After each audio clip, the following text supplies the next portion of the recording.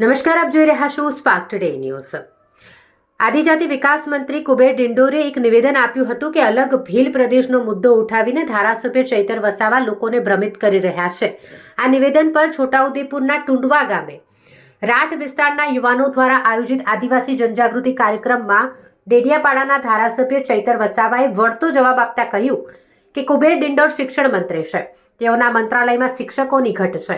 આદિવાસી વિસ્તારમાં નકલી કોલેજો ચાલે છે। આદિવાસી વિદ્યાર્થીઓને પોસ્ટ મેટ્રિક શિષ્યવૃત્તિ આપવામાં આવતા તે બંધ કરી દેવામાં આવી છે। તેની ચિંતા નથી કરતા અને તેઓ મારી ચિંતા કરે છે। જ્યારે આદિજાતિ વિકાસ વિભાગમાં ગુજરાત પેટર્ન યોજનામાં એજન્સીઓને કોન્ટ્રાક્ટ આપવામાં આવે છે।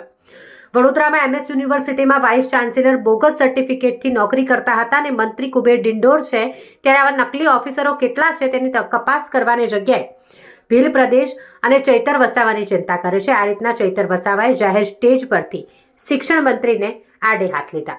તમે બધા જાણો છો, આપણા શિક્ષણ મંત્રી અમારા નર્મદા જિલ્લામાં આવ્યા ત્યારે શિક્ષણ મંત્રીએ મારા નામની અનેક ટિપ્પણીઓ કરી, અનેક ભાષણો કર્યા।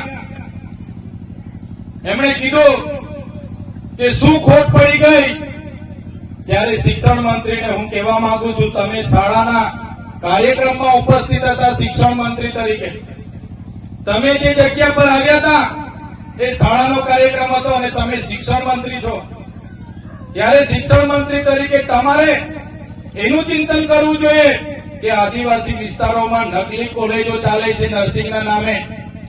આદિવાસી વિસ્તારોમાં એક શિક્ષકથી હજારો શાળાઓ ચાલે છે, એની ચિંતા તમારે કરવી જોઈએ।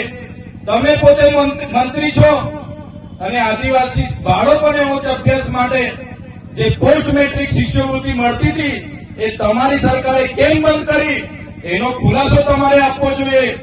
શિક્ષણ મંત્રીએ એની વાત કરવી જોઈએ, એની જગ્યાએ ચૈતર વસાવા શું કરે છે એની વાત કરતા નથી।